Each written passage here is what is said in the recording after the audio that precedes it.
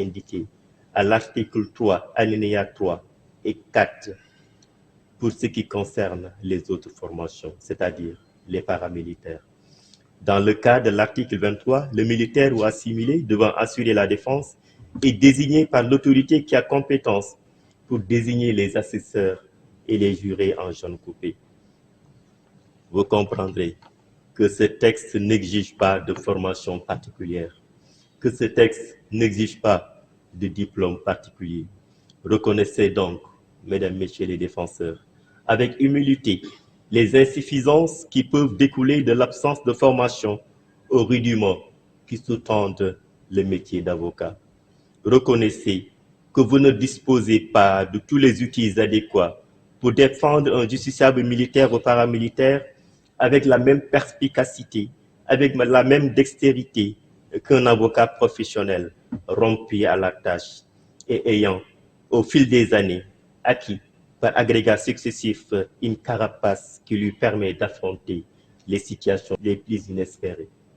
C'est la raison pour laquelle, mesdames, messieurs les défenseurs, je vous exhorte à vous familiariser avec les textes qui vous seront utiles dans cette participation à notre judicature.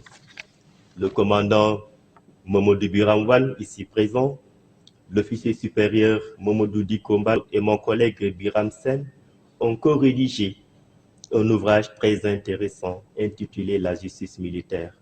Je vous le recommande vivement. Un ouvrage qui vous aidera à connaître tous les aspects de la justice militaire et qui, je dois l'avouer, constitue un livre de chevet pour nous qui dirigeons cette chambre, car c'est un vrai bréviaire, un vrai sanctuaire de tous les textes dont vous aurez besoin pour participer efficacement au fonctionnement de cette formation spéciale.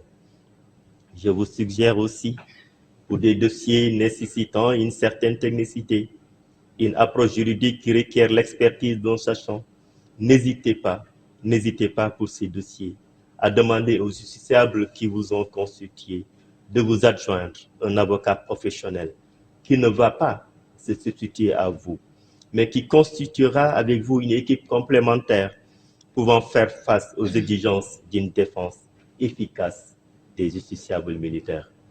Mesdames, Messieurs, j'ai omis volontairement de m'appesantir sur le cas des jurés, prévu par l'article 8 du Code de justice militaire, qui prévoit qu'en matière de crime, la Cour d'assises de Dakar est compétente. Le jury est composé de 4 jurés militaires. Vous comprenez que j'ai eu volontairement à omettre de m'y appesantir parce que tout simplement, il y a une réforme qui est en cours. Une réforme pour adapter le Code de justice militaire au Code de procédure pénale.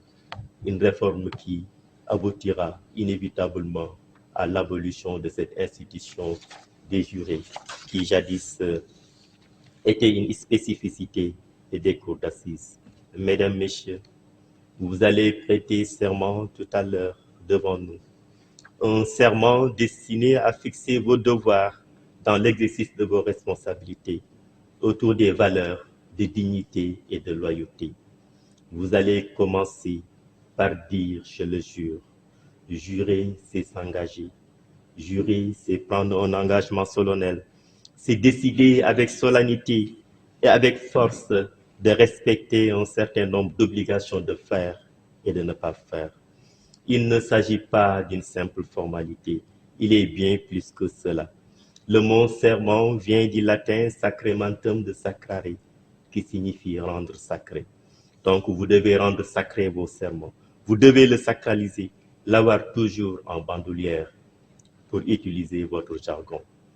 Le contenu de votre serment renvoie au respect des règles de l'éthique et de la déontologie qui résistent les fonctions qui vous seront dévolues.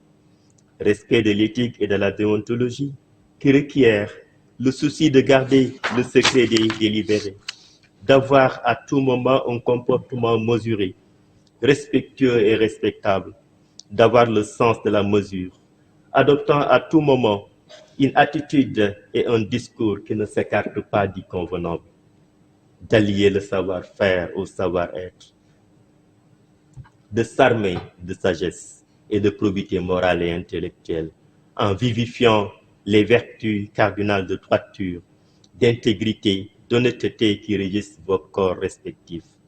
Ces propos, mesdames, messieurs, ne sont que des rappels. Je ne doute point un seul instant de vos qualités.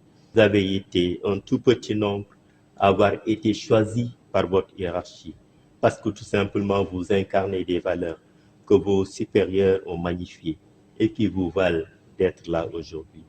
Mesdames, messieurs, un discours sur l'éthique et la déontologie pourrait nous prendre toute une journée. C'est pourquoi je vais m'en arrêter là. Et je vais m'en arrêter là et je vais vous appeler. Je vais vous appeler devant cette barre. Et je commencerai par le corps des gendarmes, puis celui des militaires, ensuite les sapeurs-pompiers.